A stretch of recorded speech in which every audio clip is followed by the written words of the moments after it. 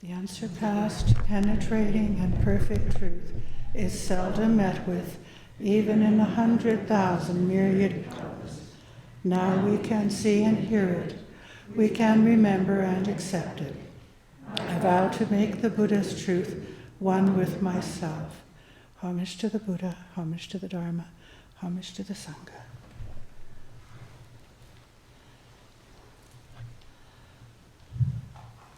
A couple of weeks ago, we celebrated our 25th anniversary memorial for Reverend Master Jiyu, who was our first abbess and the founder of our Order of Buddhist Contemplatives.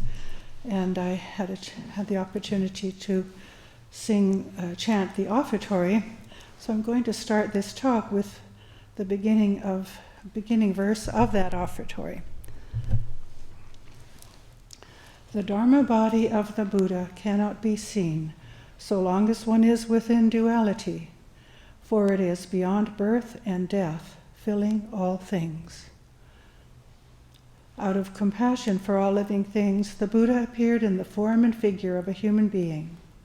For this great act, we bow in gratitude and pray that we may be able to free our minds from delusion. So this is a verse that is at the beginning of a number of our offertories, our dedications for ceremonies. And once in a while, it just something like this jumps out at me, something that you might have heard or recited many, many times. And you realize you need to examine it a bit more. This is a profound teaching. And let's pay attention to that and explore it more deeply. There's a reason why these things are stated. So I thought we'd look at that today. It says the Buddha appeared out of compassion for all living things in the form and figure of a human being. He didn't appear as a god. He was a human being like the rest of us, both an extraordinary and an ordinary human being, as was Reverend Master Jiyu and really all of our great teachers. And I think that's one of the treasures of Buddhist teaching, that these beings are the same as us and have lived the same lives as we have, but have really done deep training. So it is in this very human life that we can see and know the Dharma body of the Buddha. And it's something that we so often lose sight of. So I'd like to just look at that a bit today. Ultimately, to quote Great Master Hongji Zengui, and I'm not pronouncing that very well, or Wanshi Shogaku in Japanese, he says, there is no mountain barrier and no river separation between this human life and the life of Buddha. He is a very important Zen master in our lineage who influenced Great Master Dogen, who brought the Soto Zen teachings to Japan.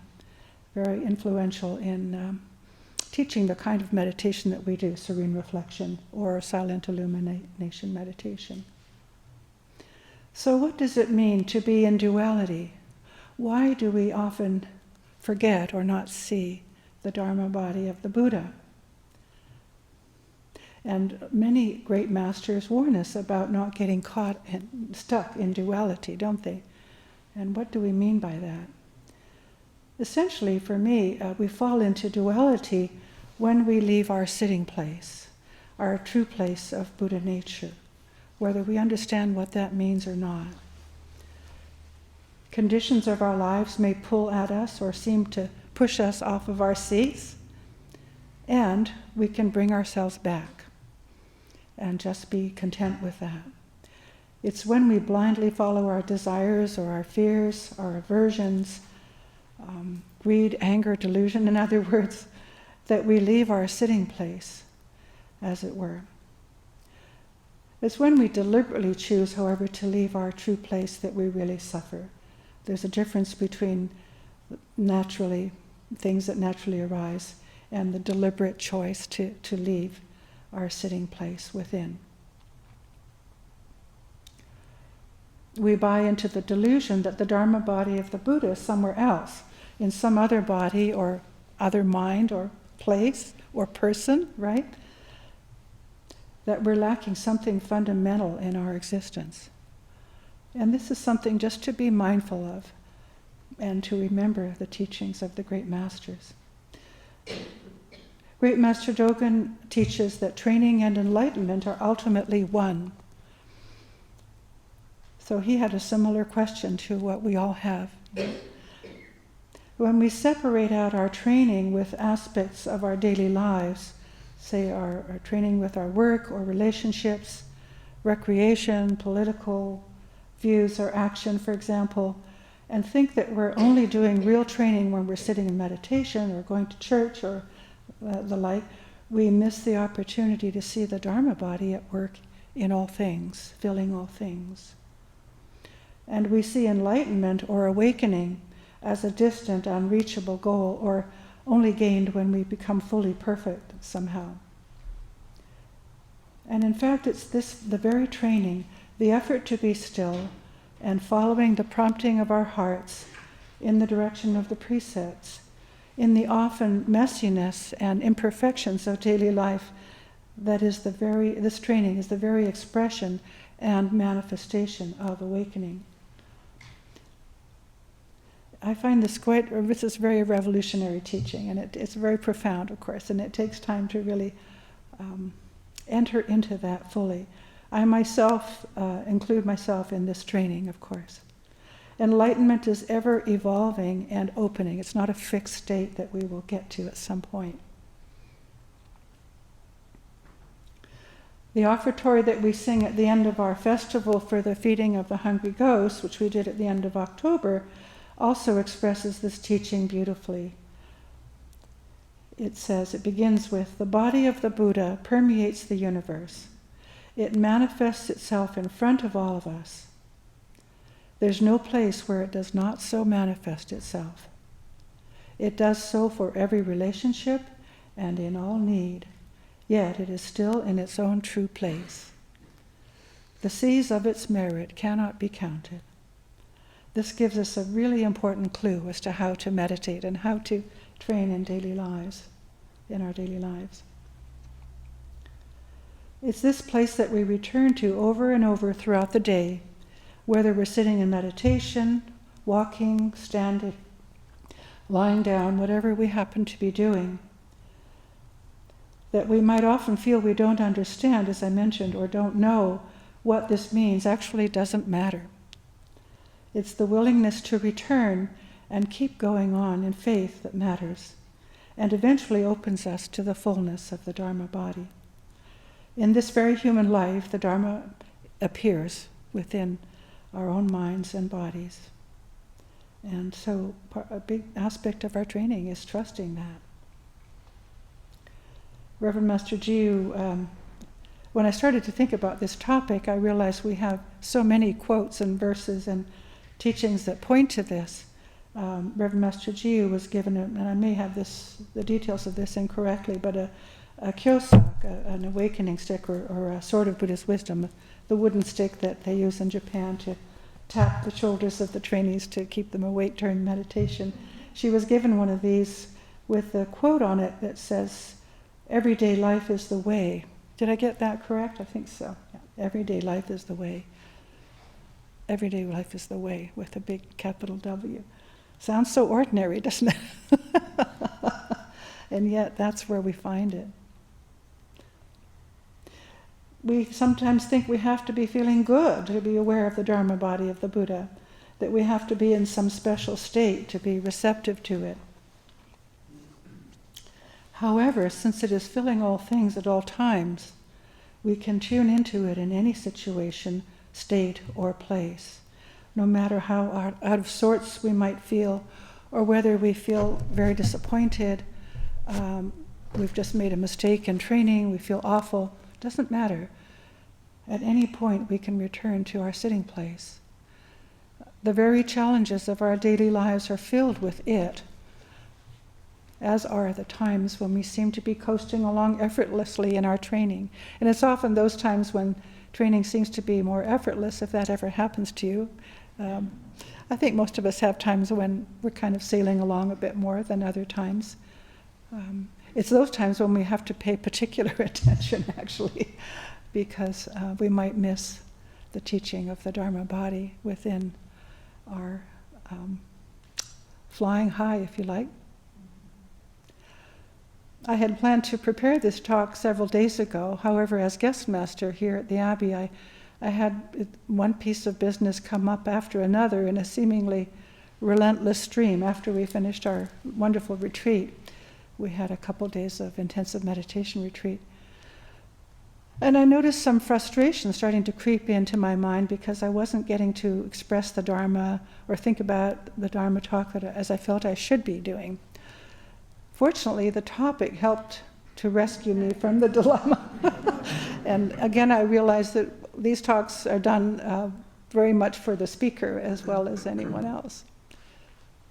I had to stop and just be with the Dharma body, regardless of what was coming up and how I felt and what I thought about myself and my situation, and make sure I wasn't distracting myself with busyness, of course.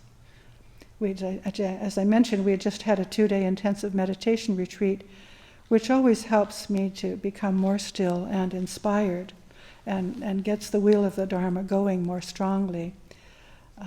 And it was interesting after the retreat how quickly the mind was pulled toward the edge of a chasm of duality, I could experience that tension. There's work and the schedule and all that needs to be done, and it can be stand in contrast with being open to the Dharma. You know what I'm talking about? You'll have your own versions of this, I'm sure. I had to really pay attention to this, and it can be very subtle at times as well. If the Dharma body of the Buddha is filling all things, then why does the mind create a separation between certain activities of daily life and spiritual practice and study? And the answer to this, for me, is in just being aware of it, aware of this koan, or this tension, within the stillness within the pull, the tension, and let go of the delusion of duality. Relax, if you like, fall backwards into what is really right in front of me, relaxing into the oneness of just being with what's here and not worrying about the duality.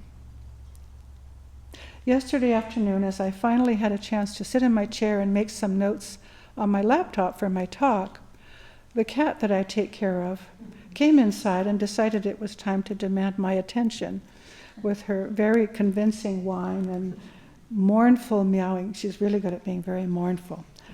And of course, her favorite place to sit is right in front of me, so the computer keyboard that I was working on was her preferred place to rest, facing me. She was very determined. And of course, just a little example, there I had a choice, clearly, of becoming annoyed at this, and the little niggle, the little thing that tags on the end of that, I'm not getting to sit still, I'm not getting to hear the Dharma, whatever it might be. I had the choice of being annoyed at this, or just sitting still with her demands and needs, and offering some comfort as well as gentle guidance on where she could sit next to me in a quiet way, trusting that if I was at peace, she would also become so, which did in fact happen. I was almost surprised. It didn't take very long. Interesting example of how just a little shift of the mind can create that. Another way of talking about this is quoted in the scripture of Brahma's net, and I'm not sure I've got the quote exactly right. Those whose hearts and minds are intent on the way do not see conditions as separate from the way with a capital W. Again, very profound, but also so accessible, right?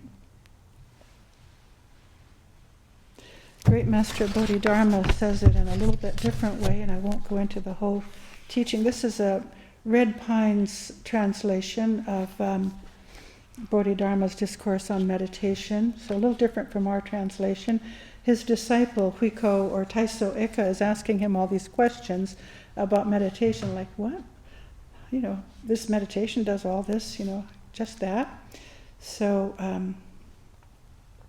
one of the questions he asks him, Bodhidharma, is, but if our every movement or state, whenever it occurs, is the mind, capital M.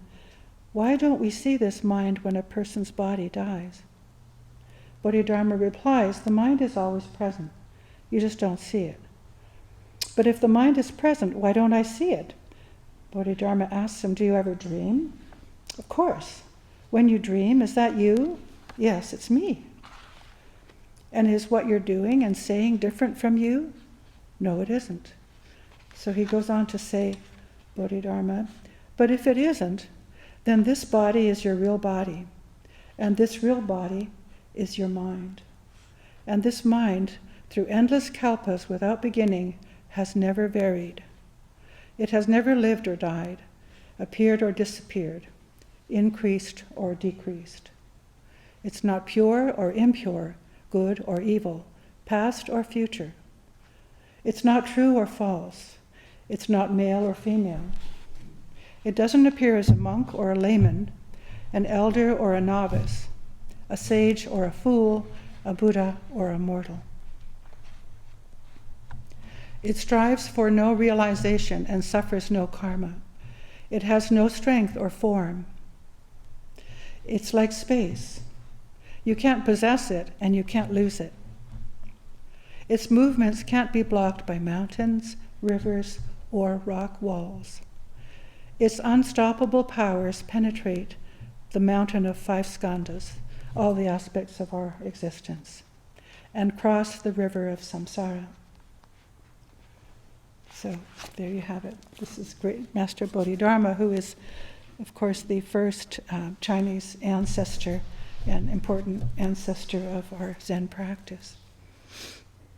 An Indian monk, of course, who went to China in the 6th century. We've celebrated the transfer of merit ceremony today and chanted the Avalokiteshvara Bodhisattva scripture, which also illustrates this principle very clearly in different words. The Buddha teaches in the scripture that there's no situation in which we cannot have access to great compassion through training. Even in the midst of violent storms, if you think of all that's going on in the world, it's very applicable. Disasters of all sorts, persecution, doubt, injustices, disappointment, and so on. Not easy, but if we just sit still within ourselves and call out for help and faith, the Dharma, the reality of great compassion, will come to our aid. Not necessarily in the way that we might expect it, but in a way that is true and sustainable and leads to freedom.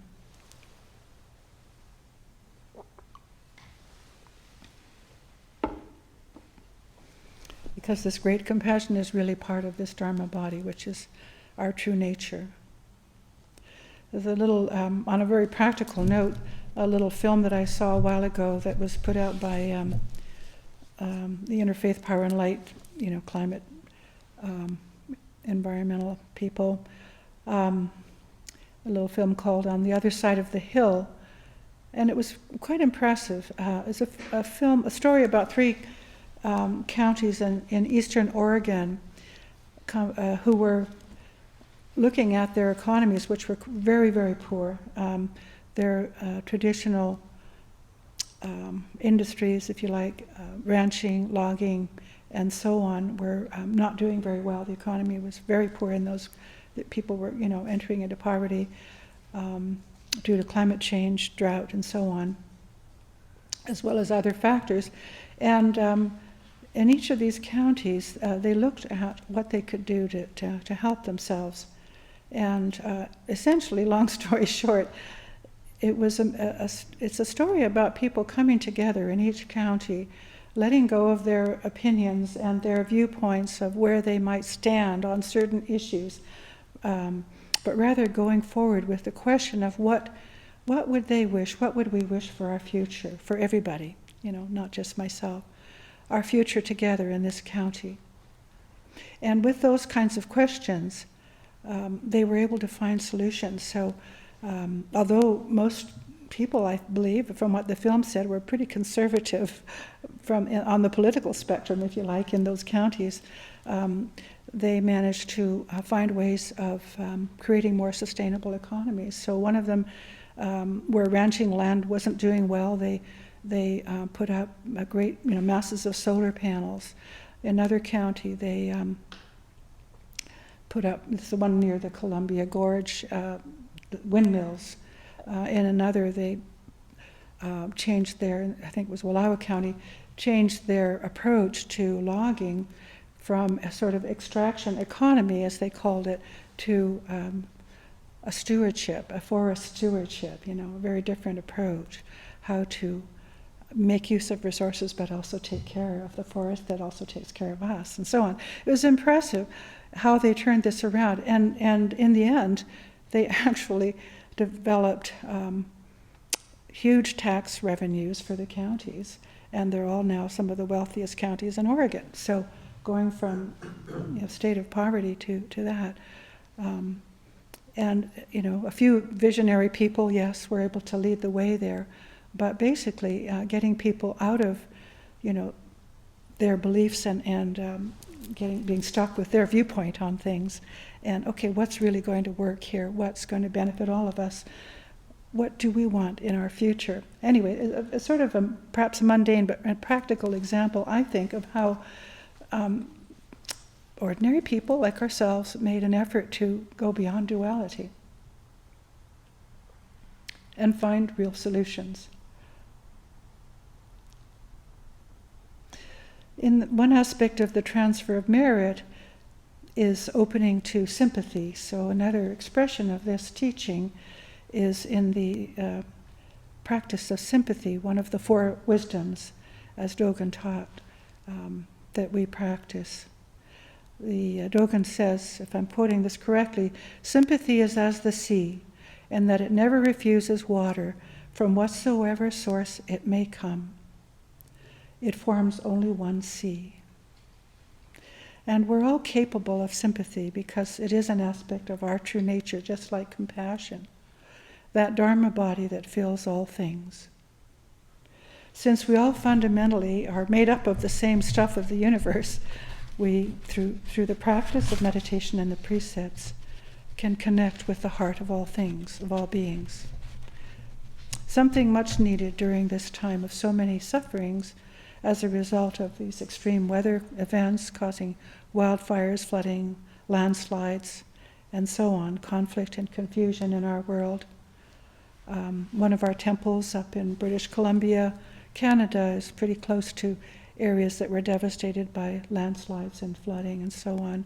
And then that was just right after their entire town, that's about 15 minutes from the temple, completely burned down. Small town, but nonetheless, the whole town burned down pretty much. That's in the middle of a pandemic, so you can see. But if you listen to the Dharma talks coming out of that priory, you'll hear something of the Dharma body. Fortunately, their property was just at the edge of the fire. They didn't get burned down. But they're having to go to another town an hour's drive away to get mail and groceries and so on. At the same time of all these disasters that are happening, we hear stories of so many people reaching out to others. Amazing stories of generosity and selflessness that I've read about, people helping others who were caught in the floods and so on. People, finding spaces in their houses to put up people who were evacuated from the flooding. There was one family that put somebody in their garage and in the recreation room, and had several families in their house. People donating groceries and so on, and warm things. All of this, the pain of disaster and the relief of kindness and recovery, is filled with the Dharma body of the Buddha when we enter into sympathy through our training. And this is one of the meanings of transferring merit, and to me, one of the most satisfying aspects of my training, I find. Just to know that we can go to that place where we're deeply connected and be of real help, whether we can be with somebody in person or not.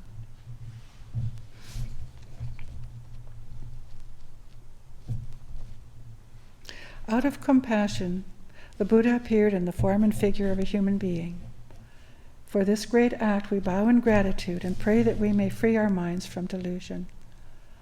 Great beings have come forth to show us the way, and our ordinary human bodies, each of us, our ordinary lives are also filled with the life of Buddha and capable of hearing and knowing the Dharma.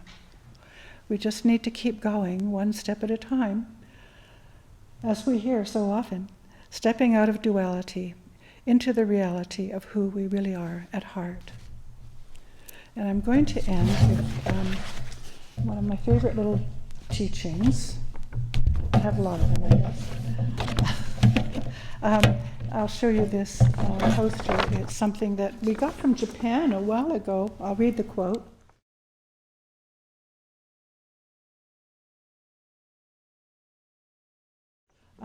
Many years ago, I think most of the monks got one. Somebody brought it over from Japan, perhaps, yeah?